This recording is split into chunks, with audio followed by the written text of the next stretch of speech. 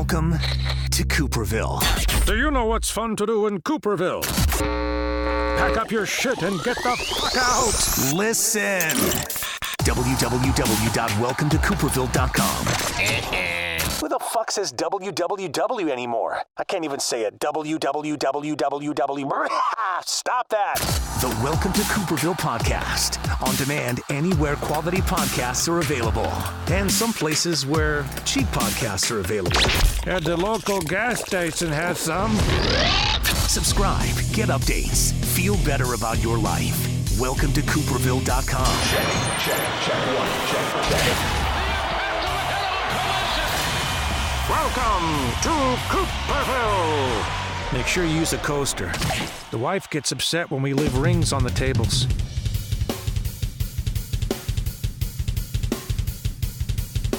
It's a room full of hustlers, is what we have down here in the Welcome to Cooperville Cave today. Kyle Pfeiffer from Blacklite District joins me on the podcast today. It is a room full of hustlers. How you doing, sir? Hey now, man, it is a room full of hustlers. I've been waiting to come on Welcome to Cooperville, so thank you for having me, bro. Shout out to you for having me on, and I'm stoked to be here for sure. We've gone, back and forth for several years now. We've had you back in my radio days in studio. Yep. I told you the story about being in my cousin's wedding, and their Dance Down the Aisle song was With Me Now, or Hear Me Now. It was just wild, because I think it was a few weeks later you guys happened to roll through town. Yep.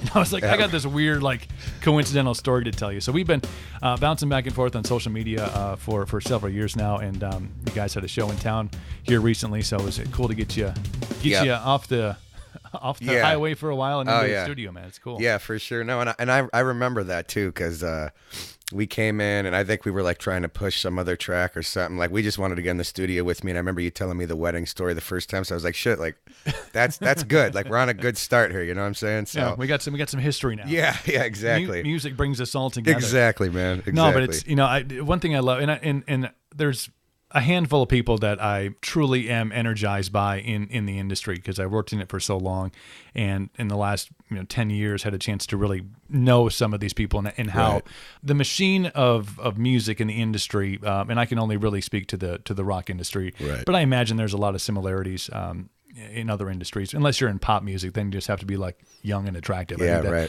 Talent, you don't need all that shit. That stuff's overrated. But there's people going about it in a hustle way. There's people going about it, I think, in a totally driven, look at the barrier that's in front of you and figure out how you're going to get through it. And I think Kyle and Blacklite District definitely fall into that category, because you have found this way. I was more than open to letting the sound of Blacklite District on my airwaves, because I understood that there was an audience there for it, and I understood the hustle that you guys were going through. But I imagine for you guys, the struggle was real and continues to be real. That's a song by the way, in case anybody's in question there. Right. But there's so many new platforms out there. There's so many new avenues now for, I think, musicians to be able to get their music out. Right. And the audience now you're in their pocket at all times. Everybody's got the remote control of your life, aka your smartphone, that goes with you. And you guys have just found this through different avenues, ways to get your stuff into people's ears. It's really awesome stuff. Yeah, man. Well, again, it just goes to show, kind of like we said earlier off air here, is it's like a new world out there. I mean, literally, when I first started, obviously I've been playing for 10, 15 years, but 5-6 years ago when I really tried to get in the business, in terms of radio and touring and all that, it was okay, this is definitely going to be tough, but I kind of started seeing how it all worked, and I understand not everyone's going to throw, you gotta work your way in and things like that. Exactly. Yeah. And we obviously had a little different sound and things like that. But it was just after, going on a couple good tours, and we did it With Me Now, that was our first song. Octane played the shit out of that thing, man. We were selling downloads. We had it number one on the playlist up there for 6 weeks, top 10 for 6 months, and he had it in rotation for 2 years straight. You know what I'm saying? So it's I was spoiled right out of the gate. 22 years old, sold 100,000 downloads. I was on tour with Saving Abel, who was paying us very nicely. And it was wow, I grew up, everyone's oh, you're, it's going to be tough. But I was shit, this is easy. You know what I'm saying? The first single. So I think I got spoiled kind of early, you know what I'm saying? Yeah. To where okay, then you come back around a year later, it's like not everyone's going to be so open to everything right away. You know what I'm saying? So I don't know. That was kind of where, and again, you know, we kind of switched things up and went a new direction in some senses. So yeah, it's like when I started getting a lot of pushback from whether it be radio or, you know, touring or whatever it may be, it's just like, okay, look, I know there are artists out there, especially like in the hip hop world and new generation. Some of these artists go platinum, #1 records, top 40 singles with zero airplay, zero promotion, just by literally sometimes dropping songs on SoundCloud even, you know what I'm saying? On a free platform. Yeah, exactly. Yeah. And it's like, I was watching some of that and it's just like, that's crazy. Like, I got to get in there somehow, you know what I'm saying? Because it's like, if I'm not going to get the full, if you know, all the important stations aren't going to add me right away, like what can I do to make myself, you know what I'm saying? Like you got to stand out and be like, okay, I need to have my numbers too. Like where I can be like, yo, like I got this shit going on, like no fuck around, you know what I'm saying? So yeah, man, it was just like from there, you know, YouTube was obviously like one of the things, and I started getting partnered with different channels.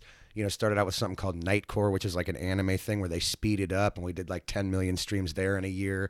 And then I really started seeing all these Minecraft videos with, oh my God, like 50 million views on one or something. You know, my child, by the way, accounts for like 2.6 of those. Yeah. Fucking not even fucking kidding. Yeah, no, and there again, like, you know, that it's cool because like that shows you though, like where it's like, and it's almost like, wow, people are kids like discovering music, even though it's just the soundtrack to the video they're watching, but that gets stuck in their heads. You know what I'm saying? Like we've had a spike across the board really with the Minecraft stuff. And yeah, like the first year, 150 million streams, bro. Like it's crazy. We were kind of talking about that story before we started hitting the record button, and that avenue, I mean, how does does somebody call you? Is there like a, hey, we want to use your song because we're doing this thing? Because I you know, my kid is addicted to his tablet and the computer, and I'll probably have like parental services coming over. Yeah, like, yeah. You know, you should really, but I'm in the same boat with you, by the way, I'm like, bro. fuck, you know, someday this kid is going to go to MIT and he's going to invent the next whatever. And I think that right now, and I think all of these things kind of attest to the same thing, that we are living in what could be the most amazing time to be alive. You want to talk about being able to reach people and communicate with people. Yeah. If you're using it in a positive way, because there's a lot of assholes out there that are using it negatively. 100%. And those are the guys that make the news stories. But if you can use it in a positive way, I mean, just think of how much easier life is. So to keep your children away from that, because, and yeah, we send them outside to play and stuff. Don't think that we just lock him in his room and be like, yeah, and you have to pay half the Wi-Fi bill. Yeah, but that's how it is with my boy too, bro. Like I got a little 6-year-old at home. Yeah, so. see, you get it. But there's, you know, when you see these kids that are finding out, you know, when I first heard about the fact that there was this platform, like that kids were just watching other people play video games. Yeah. Like, I'm like, you're not even playing the game, you're just watching somebody else play it. I am so with you there, bro, because my kid does the same thing. And again, I'll go watching a video of kids playing with toys. Right. It's got like 15 million views. Dude, there's that crazy, kid who was I just fucking listening to. There was a kid who I think, obviously his parents are in control of his money, but I would if I was him, I'm hiring a good attorney. But he makes like $20 million a year. Yeah, I think that's that Ryan's toy review or whatever. And like the toy, I mean, it's not like he's paying for toys. They're just sending him shit. Right. And then he just opens them and these kids are like, oh my God, Mom, Dad, I need to have it. I mean, it's genius fucking marketing. Oh, for sure. 10 years ago, nobody would have thought of. Right. But the Minecraft thing and the video game thing, you know, my kid was like just totally into this stuff. And one day he was, and I think I'd already known that you guys had, because you guys were sending out some stuff about how big this the song, you know, associated with the Minecraft video was on YouTube. And I'm in the kitchen and he's in his room, and all of a sudden I'm like, I recognize that beat. I've heard that. I've played that beat before. Walk in and sure as shit he's watching one of your videos. How does that, you know, how does the whole thing transpire from the phone call to now millions and millions of views online? Right. Well, actually, thinking about it now, I had reached out to like 3 or 4 different Minecraft channels that after I did this Nightcore thing and kind of had a little bit of buzz going with that. Right.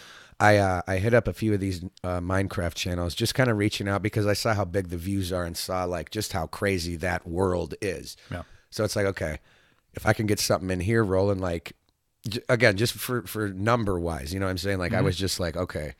So I hit up this dude and he had happened to heard of us through like the Nightcore thing. So he had a channel with like 500,000 subscribers. So I was like, okay. And he had videos with, 10, 20 million views. So it's like, this looks good. So he basically hits me up and he's like, oh, bro, like, by the way, I just sold my channel. So he sells his channel for like $100,000.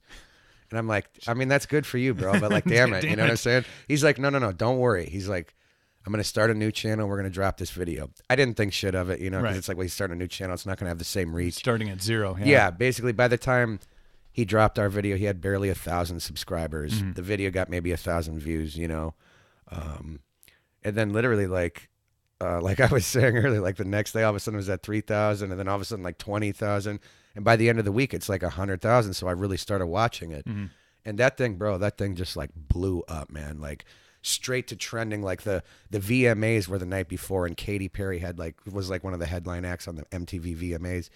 And on YouTube's trending, like number 27 was Katy Perry at the VMAs, and the number 28 was Blacklite District, Cold as Ice, Minecraft video, getting like 800,000 views a day. Fuck.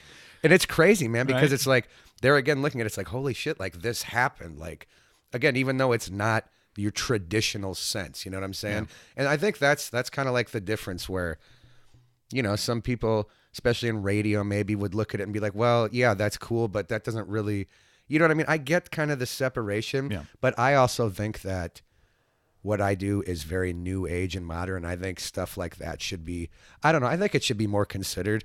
Not because I'm so biased, but because I think like, again, if something's a little different or if something's creating like a huge buzz with a younger generation, to me, that would maybe bring in or, you know what I'm saying? Like that would maybe help in a way where it's like, okay, like, yeah, we're a rock station, but we're going to add in a little flavor of like this thing that's, you know what I'm saying? So I always looked at it as a positive thing. Some people, like, again, we talked about Satellite, the dude up there, he'll say, well, it's just nerds that watch those videos, so I don't think I'm going to play it. Blah, blah, blah. And it's like, whatever, bro. Like, you know what I'm saying? Like, a nerd's making $20 million a year. Yeah, Fuck exactly, exactly, man. Dude, and again, like, again, being shot down so many times by so many people, it's just like, fuck yeah, man. Like, I'm going to go out here. I'll make the money no matter what. Bling, bling. Yeah. There's never been more gold. My wife will be upset, but there's never more gold in the house than there is right now. She's like, yeah. So get this podcast to take off. No, for buy sure. me some fucking shit. Right. But no, like, in all seriousness, and it's just like, I'm grateful for what we do. To be able to reach that many people. Like I said, just the first year we did over 150 million streams just between the first 5 videos. And that, of course, spiked us all over Spotify, Apple. So it's like, not only are you making revenue from these major YouTube numbers, but now it's coming across all the other platforms, like straight up. You know what I'm saying? So all of a sudden, out of nowhere, I mean, you go from, hoping you can make a couple $100 on tour to like making like well into the 6 figures from sitting at home, like literally just creating music. It just like you are sitting right here. You know what I'm saying? Like in my basement, I have my studio, I do my thing. And it's like, it took a little time, but like we good, you know what I'm saying? So it's just, again, it's a new era. I feel like I would consider myself a big player in like the young generation, kids, teenagers and shit that listen to this kind of stuff and discover music this way. You know what I'm saying? So it's good, man. I mean, I can't complain about it. I'm not going to bitch about it. I'm not going to bitch about whatever I've been shut down at radio or whatever before. It's like, it don't really matter, honestly. And you want to talk about young? I mean, you basically started doing music out the womb, right? Oh, like you, for like, sure. Like you came For out sure. like fucking banging on the drum like real quick, like. But no, you were not even a teenager, right? When For the music sure. thing started? Well, Roman and I, who's still with me, he and I, like, we did our first show. He was 10, I was 11, like at local coffee shops, bro. I was obsessed with Ozzy. Early age, I got the Ozzy tattoo on the arm. And it just caught me early, like really early. So, but again, I grew up loving rock and metal and, Sabbath, all the usual. Was that the early influences? Oh, I mean, for that sure. That was the driving force behind the drive, Yeah, like, dude, I literally bought every Ozzy album. And then I went back and bought every Sabbath album. And all I would in my little, CD player, the portable CD player, before I was going to school, while in 3rd grade, while everyone's watching Pokemon and this and that, like, I'm over there studying Sabbath and being like obsessed, you know what I mean? And that's kind of how it started, and I listened to all those records over and over and over and over.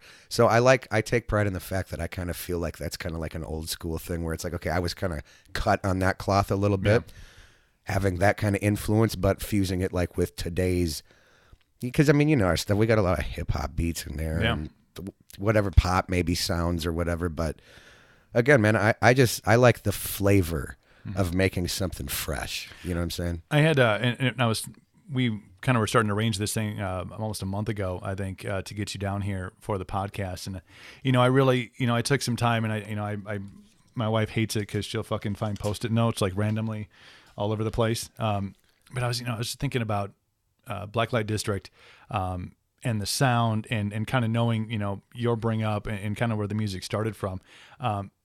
And I wrote this quote down, and maybe it's been quoted before, and I think it rings true to kind of what you were just talking about, is rock and roll is not a sound. Rock and roll is an attitude. Rock and roll is a state of being. Oh, for sure.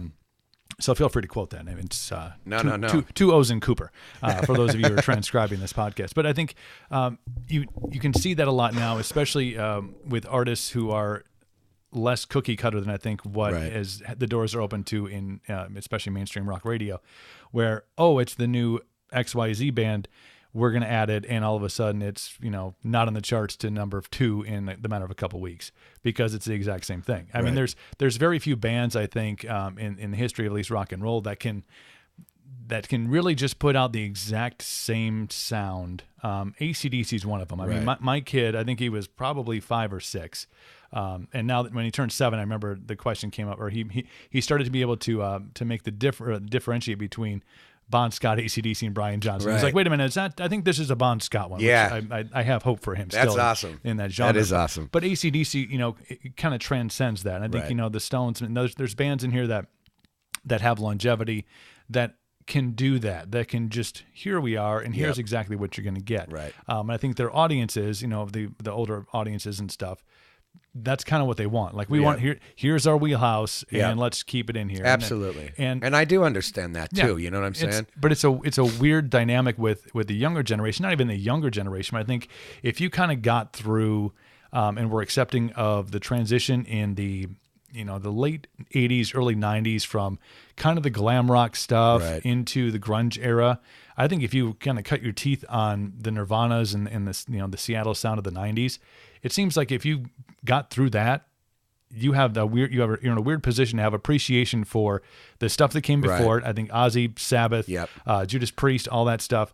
And then you have the grunge era where your core lies, but then that generation seems a little more open to, they made it through, the rap rock early, 2000 stuff. And they like it. I mean, Limp Bizkit's making like this weird, like triumphant comeback. I know. Who saw that coming? Right.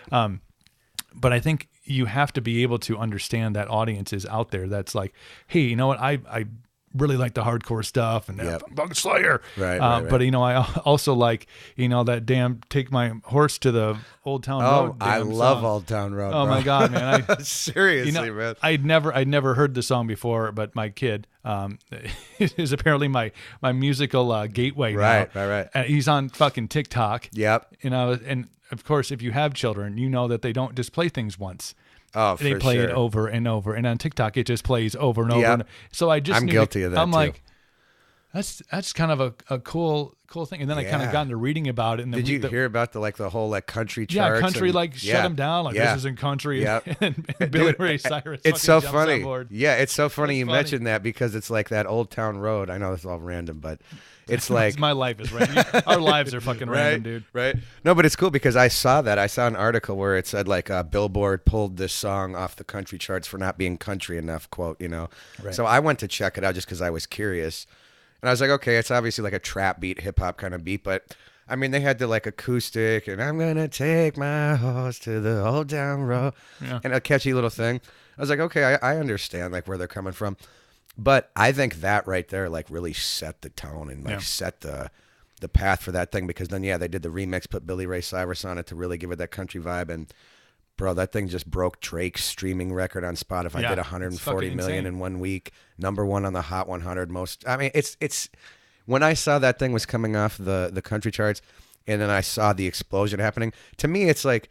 Again, to me, that's a moment in music right now where it maybe just seemed like some stupid little song here, but it's like that just goes to show you that these bridges are really gapping. You know what I'm saying? Yeah. I don't know if that's a word or not, gapping. But you know what I mean? Where it's probably some hip trend that we're probably using it really out of context. Like, no, hey, they were talking about gapping. Hashtag gapping. Yeah, right. But it's just cool to see because, again, it shows you, like, you can do anything. If the song is good and the song is there, the potential is unlimited because kids are out there and they are streaming this shit all day long, bro. And it's finding itself on, and we talked about YouTube, but TikTok, I didn't even know was a thing until my kid jumped on it. Yep. And that's where this song actually started, was that's just on these little videos on TikTok, getting people to like do, I don't even know how it works, honestly, but it's like, I have to like, I do the thing, like my not helicopter parenting is like, oh, what are you on now? Oh, you're on the TikTok. I'll download the shit and I'll create an account and I'll just monitor what he's doing. Right. And he's got like 500 videos and I'm like, dude, like when you are you making up in the middle of the night just like making TikTok videos with your cousins? Right. But yeah, I mean it's like you get like 10 seconds. It's like a lip syncing basically thing. Lip syncing to songs, or you can lip sync to like movie quotes or comedy and stuff. Yep. But yeah, I mean I heard that song and I was like, and it was on like you kind of scroll through like you would on an Instagram. Right. And it's just video after video after video after video. But like there was 20 in a row where it was just different people doing the same fucking song. I'm like, my ear isn't necessarily to radio, but usually if it's a song that's that popular, you're going to hear it somewhere. It's going to be on a fucking commercial or they're going to be. And all of a sudden the story comes out about country radio, Billboard knocking it off of the charts. And then the next story I read was like, it's the number one fucking song in the country. And, and the Drake thing came up where, oh my God, it's out streaming Drake. And I'm like, you can do that? Like, I didn't think that was a fucking possible. I know, man. Those words were never spoken before. That's why when I saw like that, it broke Drake's streaming record, and not just by a little, I mean by a lot. Like, geez, like, oh, it's crazy. But that's another avenue of getting, and there's so many other songs in there that, if you scroll through long enough, that artists are finding, and it's like 10, 15 seconds. Right. All you need is that fucking hook. Yeah, exactly. And people are on it, and you have these, there's people on there with millions and millions of TikTok followers. I'm like, how do you get millions and millions of followers? This thing has been out for, it's probably been out for a while. I'm old. Right. But it's another avenue, and you can just see the power of new media, new ways of getting your song out, and look at the success stories that are out there. Absolutely. It's just ridiculous. It's like you and YouTube, man. Absolutely. And again, like for me, even seeing something like this, like on TikTok, made me go download it, of course, because now I want to start, it's like any new thing. It's what like, can we do now? Yeah, right. Exactly.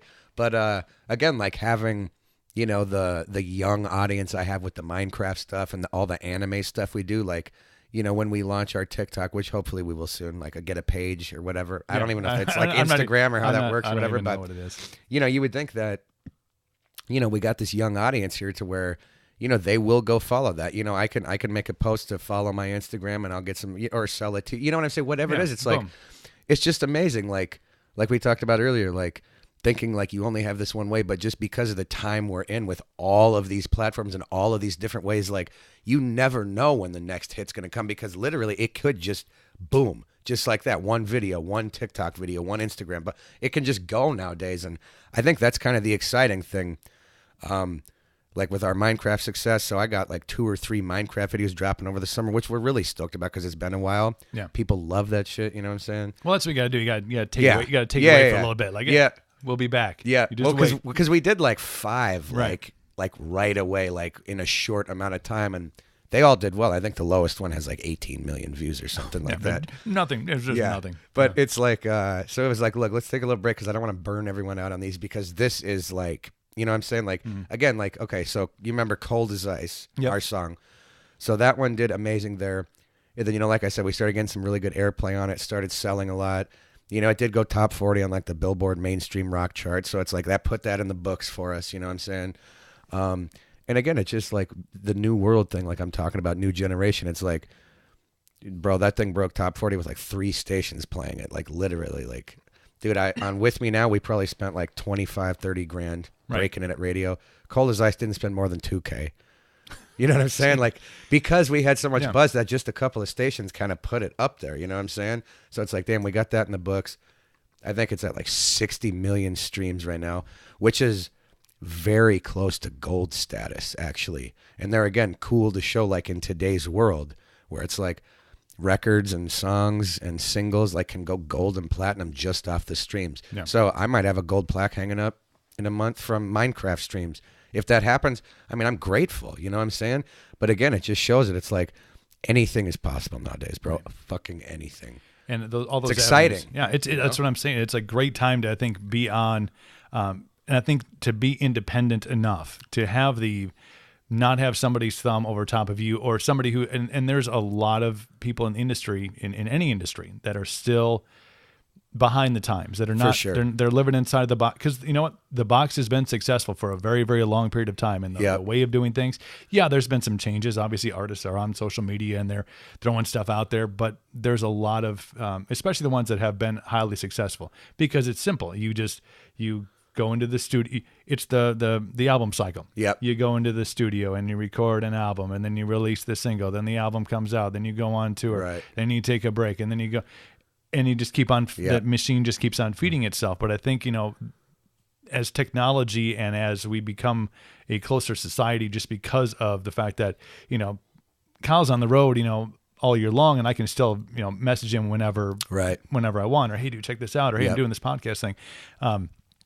That the outside of the box thinkers are going, oh shit, like these Spotify numbers, these YouTube numbers, all these streaming numbers, all of a sudden you don't need them anymore. Right. And how, when people start to go, oh shit, like my career, my job, my life, my livelihood, that I've been living on the top of the castle here, with my gold crown. Or gold chain. Or gold chain, yeah.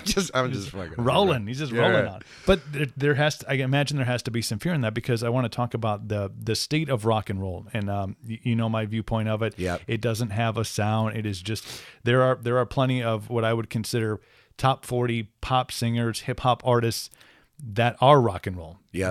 And I think you've seen, when some of the inductions into the Rock and Roll Hall of Fame over the past couple of years, when you have like the Beastie Boys and you have Run DMC going there, I think there's a bigger understanding of what rock and roll is. Oh, for sure. I think fucking Gaga is rock and roll. Right. I would say Post Malone is rock and roll. You know what I'm saying? It's about an attitude. And when you have the attitude of fuck everybody else, doing my thing, that's more rock and roll than some of the artists that are coming out and just cookie cuttering everything and putting it out. But from your perspective, from the artist perspective, from somebody who's going out and not only pounding pavement but finding these new and innovative ways to get their sound out there, from your vantage point, what do you consider the state of rock and roll to be? Well, that's a good question. And I know it was deep. It was deep. And I do love talking about it.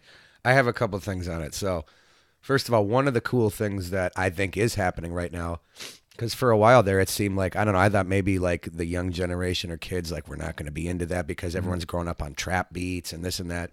But you'd be surprised how many comments on our Minecraft videos are like, whoa, like, I never even listened to rock before you guys, or I didn't know rock was this cool. Like, where it's like, damn, like, and even if it's a few hundred people, I feel good in the sense that, hey, maybe I brought in 5 people that would have never listened to rock music before. Mm-hmm. You know what I mean? I feel like that's me doing my part in that sense, with our heavier stuff.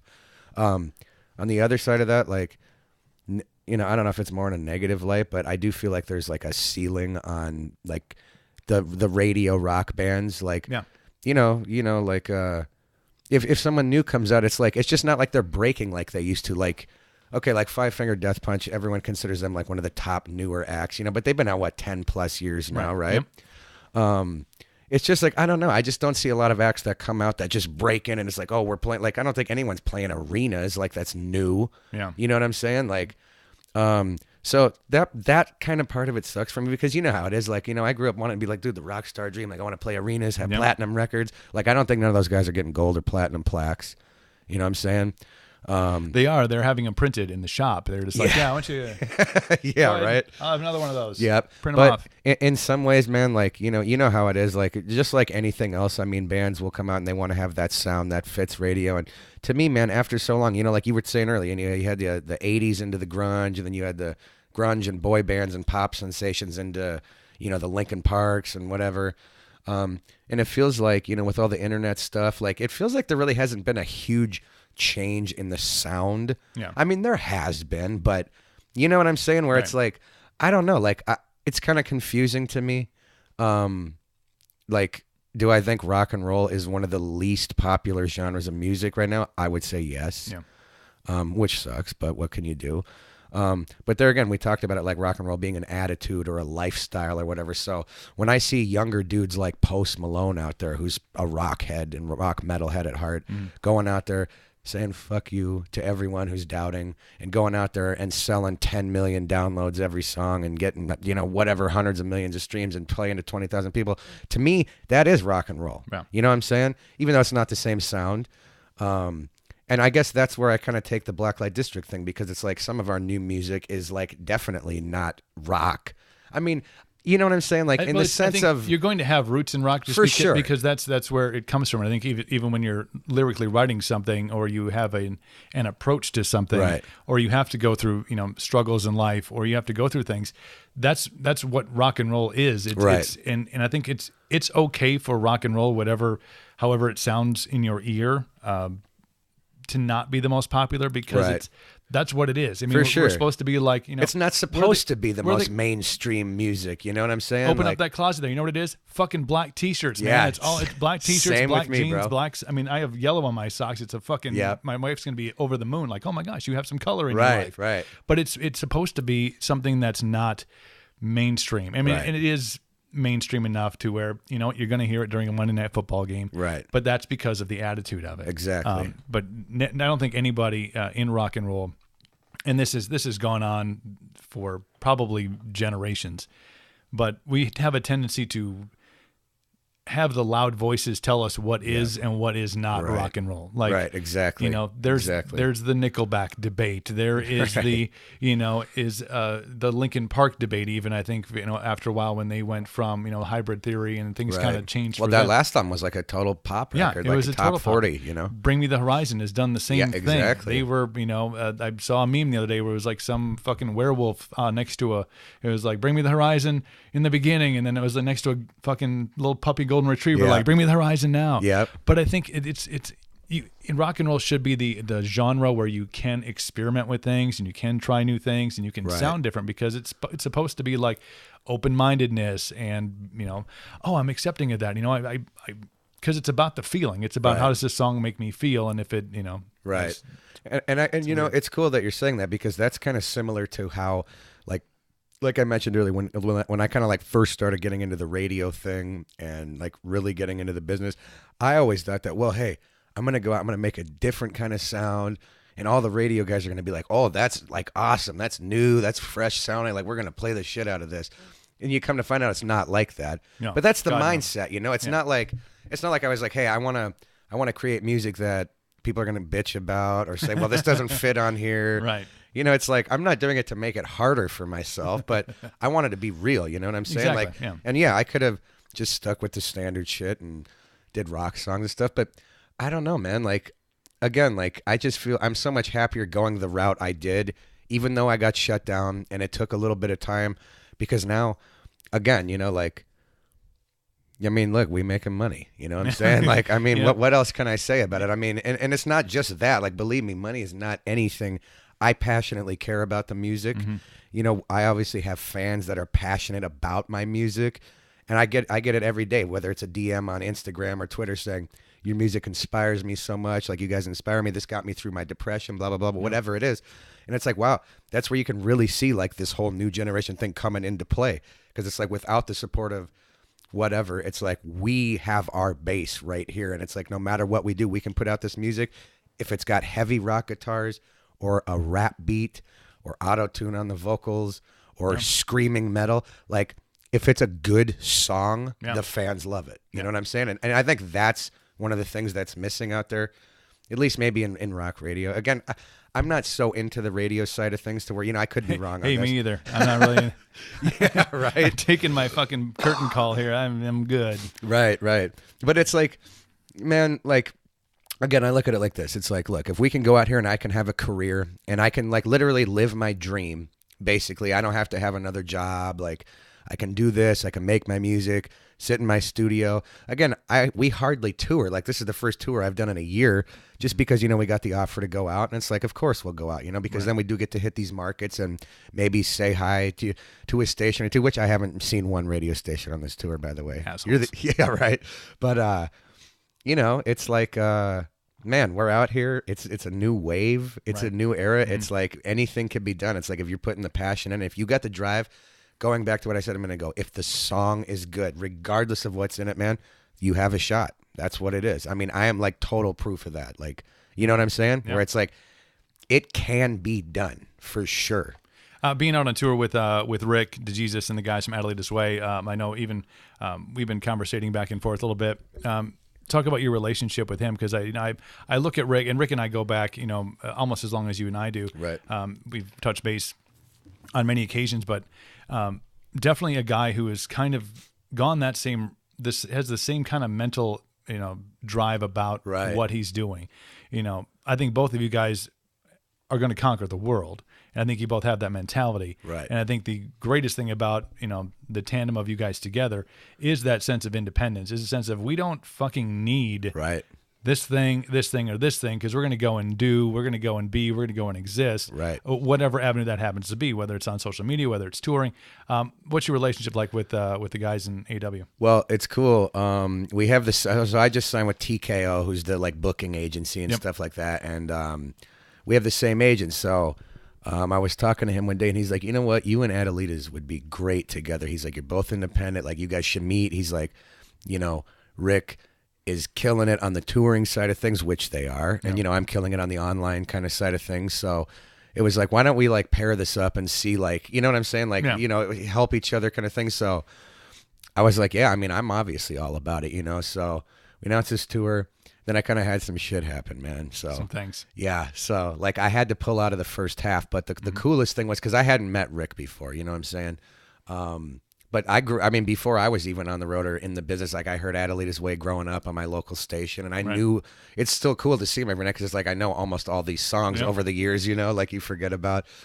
But yeah, man. But what was cool is that, like, Rick, he called in and checked in on me and shit, after I had to pull out of the show, and we kind of started talking like that, like getting ready for me to come out on the second half of the tour. And just real supportive, man. And then, we get to talk, and it's like, wow, like he's completely independent like I am, you know.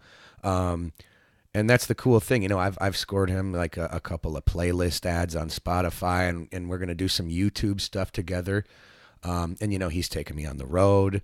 So it's kind of a cool thing, man. I think, we've talked about doing more in the future and like continuing to like stay in touch and work together on that side of things. So I think on the independent side, it's cool when it's like, I feel like I'm getting respect from the dude, in a sense of like, okay, like he sees the shit I'm doing, and I obviously see the shit he's doing every night. So it's like, if he has a stronger sense of something and then I have a stronger sense of something in separate places, it's like, why not get together? Right. And utilize the knowledge. Yeah, exactly. You know what I'm saying? But aside from that, I mean, he's been great. The whole band's been great. Tavis from Art of Dying's in there playing guitar, which is cool. And he was on my first tour ever. So it's cool to see him.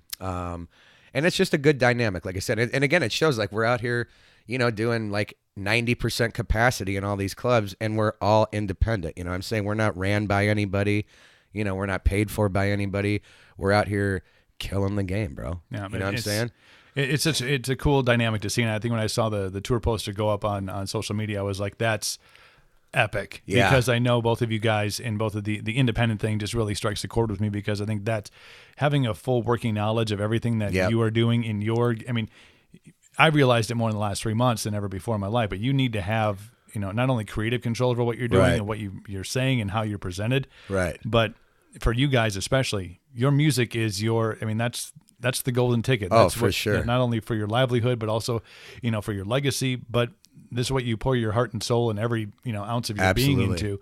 And when somebody else has, creative control of that, or gets to say where it goes and how it goes, that would, I imagine, has in the past given you some fits. Oh, for sure. And caused some angst. And I know it has for Rick, and that's, that's why he's so 100% loud and proud about being in control of his own stuff. Well, and that's the thing too. It's like, nowadays it's like, we're independent in the sense like, but there's a whole team. I mean, in some days I feel like I'm running an organization here, because aside from, going on the road, I have a few crew members and things like that, behind the scenes, there's agents, publicists, things like that. So, you're independent in the sense that like, I'm basically running this organization, but I do have a lot of help. You know what I'm saying? In certain areas. It's not a one-man show. Right.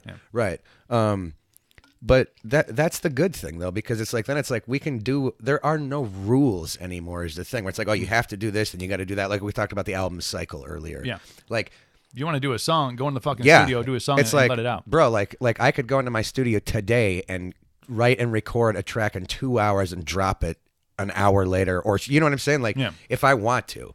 You know, or shooting a video could take 2 hours, and it's like we could have this up by dinner tonight. You know what I'm saying? Like it's just the fun aspect because it's like there's an audience there at all times. Like I do live streams on my YouTube channel sometimes. I'm about to hit 100,000 subscribers. Get that silver play button plaque from YouTube. So. Yeah, make sure you go and subscribe. Yeah, for sure, Assholes. for sure. So again, like when I do get that silver play button, to me that feels like the modern day gold record, where it's like, look, on YouTube, I hit a milestone. They gave me this plaque. I can go and do my live streams, just me talking, fucking around, and I'll have 500 people on there in 20 minutes, throwing money. I don't even ask for donations, but you know, my fans are gracious enough to do that. I can be on there, make a few $100 just chatting for a few minutes. Just what's up? What you know how it is. Telling life story. I mean, I think that's what the cool thing about where this technology has brought musicians is how close it's brought them to their fan base. I mean, I always remember going to concerts as a kid growing up, and I mean the barrier in front of the stage that literally was the barrier. And it felt like, and even when I got into the industry, the music industry at least, that barrier is still there. Obviously, there's some more access points to get through, but the artists that I think I've grown most close to on a personal level are the ones that are tangible, that are like, not only like real legit like human being people who understand life, and it's not just, hey, cool man, thanks for playing our song, and then they're out, but that are like they're accessible. And I think you notice that from a fan's perspective too, because now you have these avenues to, oh my God, like I'm watching my favorite artist, like, and he's like right there live, and I can fucking send him a message and he'll be like, oh, hey dude. You'd be surprised how many times I'll be on my stream, because I'll like whoever's, writing messages and scrolling through the chat, I'll say this person's name and what's up, this person. And they'll be like, oh, I can't believe you just said my name. Like, this is crazy. You know what I'm saying? Yeah. But think about it. Like, if you and I could have, like, had this type, like, if I could have been on a stream and Ozzy was on there and said my name, I would have been like, holy fuck, bro. You know what I'm saying? God, you dumb fucker. But you know what I mean? It's just cool. Like, and I think the fans love that, and they notice that. That's why, in a sense, I feel like, you got to always be posting on Instagram. You always got to be doing something, even if it's not music related. Like, people just want to see you. I'll post a picture with me and my boy or something. Mm-hmm. Oh, you're so inspirational. You're this. And it's like, I love seeing it. It's amazing. Because, again, I know I've said it 3-4 times, but it always goes back to showing that we are in a new world now. You know what I'm saying? 100%. And again, like I said, too, if you and I had that kind of access, I mean, it was a different time, but it would have been awesome, probably. Yeah. You know what I'm saying? We probably would have been dead. Yeah, but, for sure. I know. For sure. Just saying. Yeah. But there's something about, I think, you talk about doing live streams and stuff, whether it's on YouTube, but when somebody gets a notification, and it, I think from an artist's perspective, people are doing their lives, whatever that happens to be, their job, their parenting, they're going to school, whatever. And all of a sudden they get the message. They gotta get their phone dings, and it's like Kyle Pfeiffer's live or Blacklite District's live, and whatever the fuck it is that they were doing in their life just took a back seat to the fact that they want to be a part of whatever it is that you have to say. And it's not, you're not, and maybe you can use it as that, but you can be making a tour announcement. I'll have people say, I'm in school right now watching you. I don't know if you knew this. I'm fucking studying. Yeah, right. But, it's not like you're going, hey, make sure you tune in at 4 o'clock because I'm making a huge announcement. It's like, hey, what's up? Yep. I'm just fucking kicking it, or, literally walking down the street. Yeah. I could pull it up right now, and it's like, we could have it sitting here. And it's like, people are just, they're there, bro, like at all times. That's awesome. I never go on, and it's not like, oh, there's no one on here. You're just looking at it like, come on. Like, dude, 10 seconds, and all of a sudden my feed, bro, like no joke, man, is just full, like comments where it's like, it's almost crazy, man. Yeah. Again, that's one of those times where I look and it's like, I am like grateful and blessed, for lack of a better term, to have this type of a platform where these fans and kids, they do show up and they do support, whether it's a live stream or dropping a new song or a video, whatever it is, you know what I mean? It's like, it's amazing, man. It's fucking awesome. It's a great time to be alive. Yeah. And there was something that we brought up before we started recording. I want to talk about it because I think you do too. We talked about the Adelaide's Way tour and having to not jump on that first wing of it. Being an artist, independent or not, there's obviously there's pressures, and there's also a lifestyle. Right. And I wasn't even a musician, and I really thought I was. Yeah. I'm Well, yeah, there's a show on Wednesday. Clearly, I got to go out and get fucked up. I mean, it's not like Right. It's part of my job, honey. Yeah, really, for sure. But obviously, when you're on the road and you've been doing this for a minute, a lifestyle can kind of catch up with you. Oh, for sure. I'll let you kind of tell it because I want you to put it in your own context. But there was a reason that you couldn't quite jump on the AW tour right away. Yeah, and this was something like I never, I didn't think if I was going to ever talk about this because it is a. Oh, I'll get to this, okay? No, but it's all good, man. Like I said. So basically, of course, going on the road like over the last 5 years, there's a lot of drinking, Absolutely. I mean, again, like especially for young guys like us at the time, 22 years old, I was just freshly 21. It's like, damn, we're on tour, free booze every night. You know what I'm saying? Oh, yeah, they throw that shit. Oh, at you. dude, for real. So yeah, I mean, look, we were enjoying that. I mean, we were having fun. I mean, again, we were younger kids, and it's like, wow, we feel like we're rock stars, even though you're not, But it's like, well, hey, we're here, we're on the road, we're doing this. So. Eventually over time, a couple of years ago, like I woke up one day and just had the worst like abdominal pain. Like I thought I had an ulcer or something like that. I was just sitting, like laying in my bed all day. And finally, like by 5 o'clock in the afternoon, I was like, this is not right because it kept getting worse. So go down to the hospital. They're checking. They're like, we don't know what's going on, blah, blah, blah. So they take some blood, do some tests, come back. And they're like, oh, well, we have some bad. The bad news is you can never drink again, and we're going to find out if we're going to take you into surgery right now or not. So I was like, shit, like what the hell is going on? Oh, shit, right. Even in my pain, though, I'm thinking, wait a minute, no more drinking. What are you talking about? You know what I'm saying? So I get in there like, well, you have pancreatitis. Basically, your pancreas, like, what do they call it? Like inflames, like becomes bigger, and it like burns some of these enzymes or something. I don't know the full details of it, but it's very painful. So anyways, go in the hospital. Of course, you're hooked up to IV, like Dilaudid, which is like a lot stronger than morphine, just because the pain is so bad, and I legitimately needed it. You know what I'm saying? And then, of course, after, you're prescribed things. So I quit drinking for about a month. And, I'm like, well, in my head, of course, it's like, well, this could have been a one-time thing. Like, maybe this wasn't right. I probably healed. Yeah. I'm probably fine now. Yeah, so I get you, man. Of course, I start back up again about a month later, bring who was my girlfriend at the time, out to my house to meet my family for Christmas and shit like that. And, have a good time drinking. I'm about to take her back to Iowa. The day we're about to leave, I wake up. This is 2 months after I get out of the hospital. I feel it again. And I'm like, oh, shit. Like, all right, let's try and get through this. I wanted to do this drive, but again, halfway through the drive, I had to go into the hospital. Fuck, dude. Cost her days. So again, there I am a week in the hospital, hooked up to IV, prescribed a prescription to leave, after a week, blah, blah, blah. Let's fast forward a year later. So I quit drinking again for a bit. This time I said, okay, I'm going to drink some beer. No shots, though. We're going to stick with the beer. That's going to make this all good. I'll be fine then. Yeah.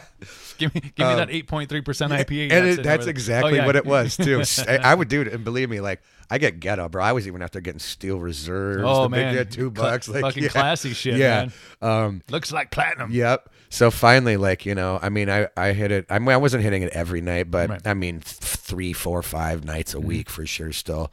So August 2017, like, I go in the hospital again, like with the worst pain I've had yet. And I went in there the day before, and they're like, well, we don't see anything wrong with you. So they gave me a prescription of like hydrocodone, like 20 of them. And I was like, all right. And then I woke up the next day with the worst pain. So I went back to the ER, and they're like, oh shit, like we see it now. So like they had to admit me and all this stuff. So anyways, I'm on the Dilaudid. I don't know if you're familiar with Dilaudid, but so on the last day they sent me home, and I get another prescription to like something way stronger than what but see, they didn't remember that I already had another prescription. So I basically have 2 prescriptions now. And it's like, look, you can't drink no more. Go home with these 30-day supply of painkillers, sit in your house and heal up. So yeah, that's what I did, right? I go in there, I'm sitting there after like a week, I'm starting to feel a little better. I'm still, popping my shit, you know what I'm saying? And it's like, all of a sudden I'm like finding myself being like, wow, like I feel like really good. Like, and it's weird being in the hospital. It's like, how can I have the worst pain in the world, but yet like I feel the best I've ever felt, you know what I'm saying? Yeah. And then, I mean, man, that shit just slowly turned into, I ran out, and it's like, well, I think I got a buddy I know that might have a prescription of this. And it's like, well, the doctor prescribed this to me. So if I can get that, it doesn't feel as bad like I'm going to buy some heroin or something. Right. It's like I'm buying some prescriptions that I was prescribed to legitimately, even though I'm not right now. So it doesn't feel like, you know what I'm saying? Like, even though I knew it wasn't right, of course, but as time goes on, like, I started like buying this shit that turned out to be like synthetic fentanyl. And I'm sure, people hear all about this shit. Yeah. Fentanyl is going to be the #1 cause of death in America this year. There's a whole epidemic with all this. So yeah, man, basically like, the last few months I got hooked, bro, like legit, like where I was hitting like 8 to 10 of them a day, like wake up first thing in the morning. I had to, like, otherwise, and then that's what happened, man. Basically it was like this tour was coming up. I'm spending thousands and thousands of dollars.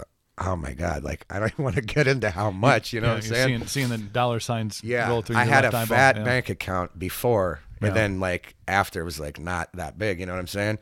I mean, but yeah, man, it turned into a hardcore addiction, bro. Like, and I never thought that would happen to me. So like, one of the reasons why I was like been skeptical about talking about this is because, like, I mean, my whole family, nobody knew about this. Like, I kept this quiet.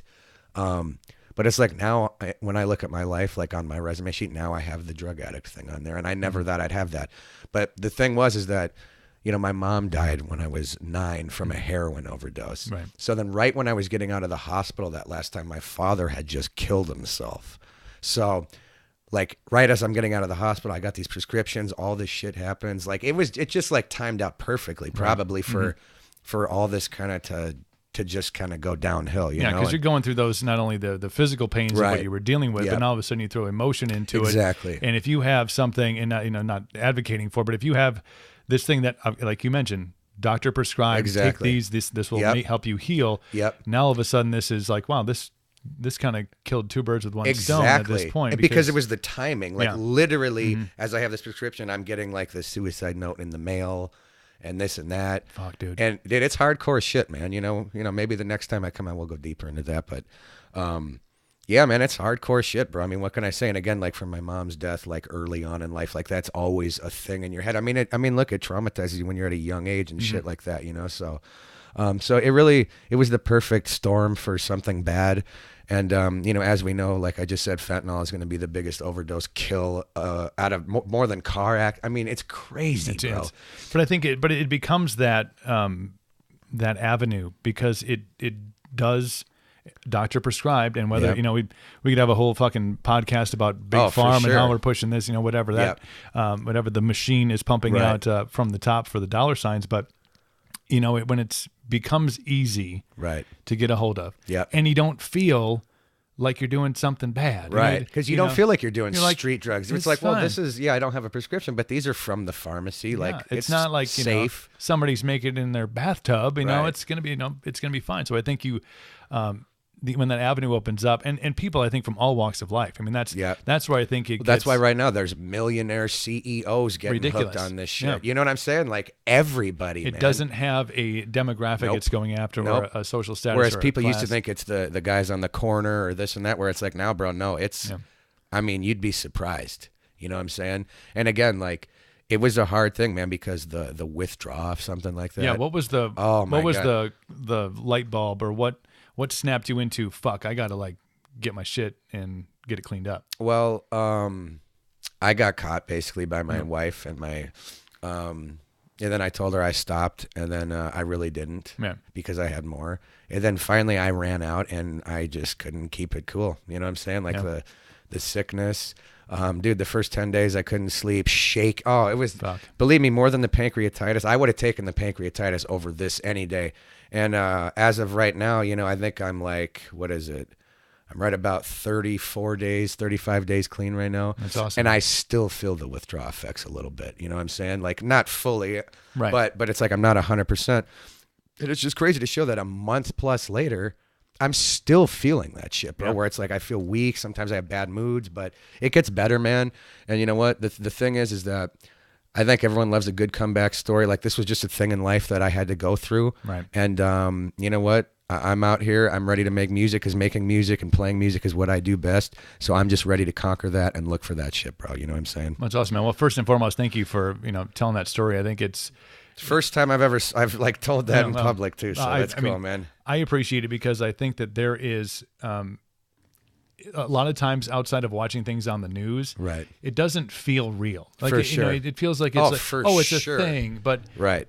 what I think what this brings to light for a lot of people, whether it's listeners of this podcast or whatever, is that it's not beholden to one Right. section of society. It's not the scary people that live downtown. Exactly. It could be the neighbors. It could Yep. be somebody who's doing just fine for Exactly. themselves, who's blinging up in the basement down here. Right. You know, because it doesn't, when you talk about a substance that it doesn't have feelings, it doesn't give a shit about it. It's Right. not, it's just there, and then your body goes, oh, Yep. well, this is You become this is fucking physically all right. dependent on it, where your body thinks that that's supposed to be in there, and of course you're just feeling so good, and then when it's just taken away, shit heads south. That's the only way I bad. can. But again, man, I would never want to go through that again. Obviously, both my parents were addicts, and both died basically from that. You know what I'm saying? Yeah. So I got the genes and shit, but. You know what? I got a real strong support system. My whole crew on the road is sober right now. That's No awesome, drinking. No, like we're all supporting. So it's cool. And again, man, when after I quit drinking the first time is how I exploded all the YouTube stuff, because I was clear headed, Yeah, So focused. what I'm excited about now is being sober and going into the rest of this year and next year, just getting ready to kill the shit, man. That's and awesome, That's literally that's what it is. Well, I want to say like two things. Like, I'm glad you're here, and I'm glad you're here. Dude, I appreciate that, man. Twofold, man. For real. Means a lot. We're gonna have you back. Let's For sure. Next time you're up in the Let's area, do it. or fucking I'll come and see you. Yeah, Next time. We'll cause some anytime. trouble. Come up to the Black Hills, and if not, we'll be through here again, bro. I'd love to. Maybe I can. And who knows? Maybe we'll be doing this 10 years from now, bro. You never know. We huh? will be. On top of my empire, just sitting yeah. back. If people aren't following you, following Blacklite District or you personally, where can they find you on the socials? Hit us on Instagram at Blacklite District, LITE, Blacklite District all across any social platform. Hit us on Spotify, subscribe to that YouTube channel, and you know that good shit's coming to you soon. Fuck yeah. Kyle Pfeiffer, Blacklite District. Thank you so much, brother. Later, bro. I appreciate you.